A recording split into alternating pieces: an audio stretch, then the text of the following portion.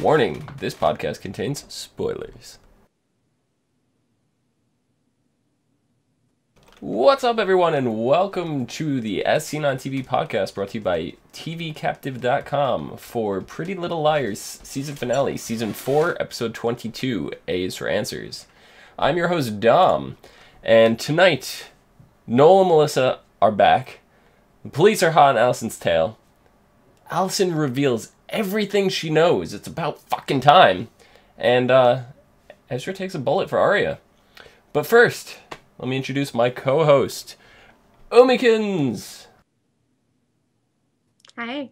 How's it going? Pretty good. I feel like I haven't seen you in forever.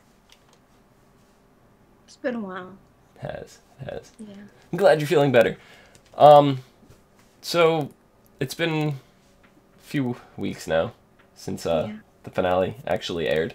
But I think we both just recently rewatched it, right? Yeah. I watched it last night. It was Wednesday night. Wednesday night. Wednesday night I rewatched it. Yeah.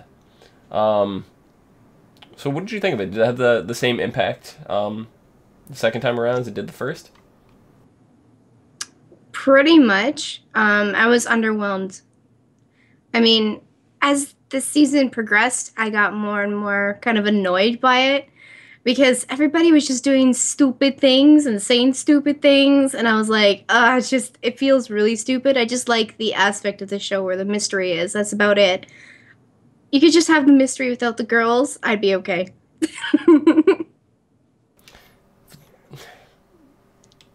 But Hannah, she keeps her ducks in a row. The fact that they are still having banter, like, it cracked me up. Like, Spencer very clearly starts getting answered. It's geese. She goes, ducks, geese, whatever. They both quack. And Spencer's just like, geese honk. I'm like, are you two really fighting about this right now? Of all things that could be fighting about, I don't know. That scene just cracked me up, and I hope it was cute. I hope we get more banter with them back and forth like that. Yeah, but so we had a lot of flashbacks this episode, which was great. Mainly a lot of it took place just before Allison's murder, the night she disappeared or whatever. Were you kind of surprised how much they ended up cramming in there? Not really. I mean, the finer details are exactly what we needed to answer some questions. Yeah, like Mona, for example. Mona knew Allison was alive the whole time. I had no clue. I didn't even suspect that. Did you? I had no clue it either, so it was nice to know that Mona was part of it, but I don't know. Mona. Girl, you crazy. She is psycho. She's crazier than we ever thought she was. Like, even more so. Like, when you see her playing with the dolls in the dollhouse, and you're like, oh my god. Yep. She's already getting, like, the Allison tribute room going together, and I'm like, whoa. Yeah, Allison's just sleeping in the room next door. You know, it's, like, creepy. Very creepy. So, what was it? I think one of the main scenes that they left out was the lacrosse stick, and I don't remember if the lacrosse stick was prominent in season 2 or 3, but I remember there's a whole thing. It was buried in Spencer's backyard. Do you remember that whole story? I do remember. I don't remember what actually ended up happening. I know the father was trying to cover it up, and he like snapped at, I think it was Toby. I barely remember the story now, but I figured we had some answers with the lacrosse stick. Because it was originally thought to be the murder weapon, right? Yeah, I actually think that, yes, the lacrosse stick is involved some way, and Melissa knows about it, and that's what she whispered to her dad near the end of the episode. Ooh, could be. I think there was something with the, I forget the lady who's in charge of seeing all the story and everything out for Pretty Little Liars, but I believe in an interview with her, they said that they told everything they needed to with the lacrosse stick, and that's why it wasn't brought up again. But I don't remember it being like a definitive closure to Either do I. the the, the lacrosse stick. So I think I'm gonna have to go back at some point or fill in on a wiki or something to figure out, because I don't remember a satisfying ending with that. But throughout the episode, we see Mrs. De Laurentiis. She's super worried about something. She wants Allison to stay in. She's on the phone with someone the night that Allison disappeared. Who do you think she could possibly have been on the phone with? Jason, or maybe Spencer's dad?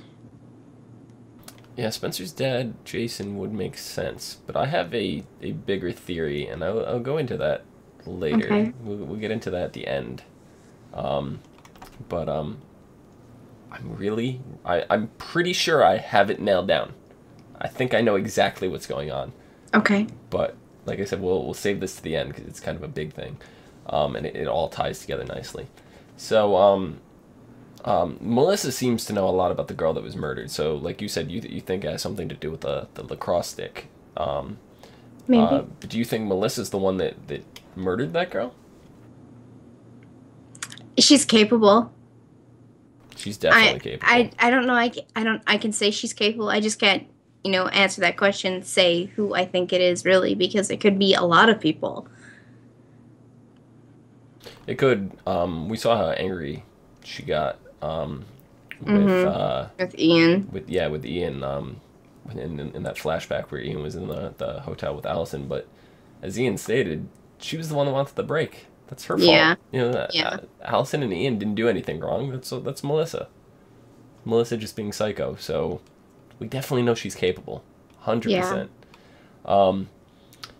So the whole thing had been building up to this twist where the liars really were not where we thought they were, and the end of the episode, it revealed that they were in New York City, as opposed to Philly, right? Where I think No, they were in Philly. No, that was the New York City skyline at the very end of the episode. It was 100% the New York City skyline. Well, it may have been the skyline. They may have recorded there, but I know that they actually sent the Philly police after the girls. Yes, but that was the whole twist, is they sent the Philly police because they were tracking their cell phones and the GPS in Spencer's car, which was in Philadelphia. See, you might have even missed this. But Ian had drove them somewhere else where they were nowhere near their phones or Spencer's car. And Was they were it Ian, actually... or was it Noel? Noel, sorry. Yeah, it was Noel. Noel actually brought them to New York City, and that's where their meeting with Allison was. And they were on the roof, and the episode ended in was it the Chrysler Building or the Empire State Building was right next to them. So I wasn't paying attention to the background. Yeah, so they Someone are 100%. got shot. That's what I was paying attention to. They were 100% in New York City. Okay. So that whole thing, A comes out of nowhere. Ezra comes out just beforehand. Ezra and A start wrestling. Ezra ends up getting shot. What was Ezra doing there in the first place? He was tracking Arya. I mean, he's still stuck on Arya, and he's still stuck on Allison, not the same way, but he's still curious about her, and he still wants answers. Right. So. Do you think he's still writing the book? He said that he stopped, but do you think he really stopped, or do you think he's still... I don't know. Ezra's kind of like... I don't know. I can't really figure him out, because I'm still like... Because I had a conversation with my mom, who's actually a really big fan of the show, and she said, Ezra's still part of the A thing. He's got to be. And taking that bullet was just a ploy. It was a ruse. It was just to get the girls to trust him again. And, I'm like, that kind of makes sense. It's twisted enough that, his character might actually be capable of that. But then I'm like, the whole book thing and him being interested in Allie, and that's the only interest he has in the whole deal. I mean, it's really hard to get a read on him right now. So, I mean, as far as writing the book again, he might not be doing it, but he might be. He might be still lying because, he's kind of been lying from the very, very beginning. I don't think he's any part of A. I don't think he has anything to do with this. I still don't. I'm very firm. I'm very adamant on this. I've been the whole time since the big reveal that there was something shady with him, and I loved the whole character development we've had this season. And to be honest, the story itself was a little lackluster this season. And the only reason I kept watching is to see what Ezra would do next. Not even to find out, because I knew all along he wasn't involved. Right? I just wanted to see what he was going to do, because he was super creepy. Like, my favorite scene, I think we talked about one of the episodes where he was in the car. And he had mentioned that the villain never wins, or sometimes villains win, or something like that. The whole conversation he has with Arya, and that was the epitome of creepy right there. But so he wrestled with A, and A ends up lunging off the roof, grabs onto the building next door, pulls themselves up, and escapes. Who do you think A was at that? Like, do you have any guesses whatsoever?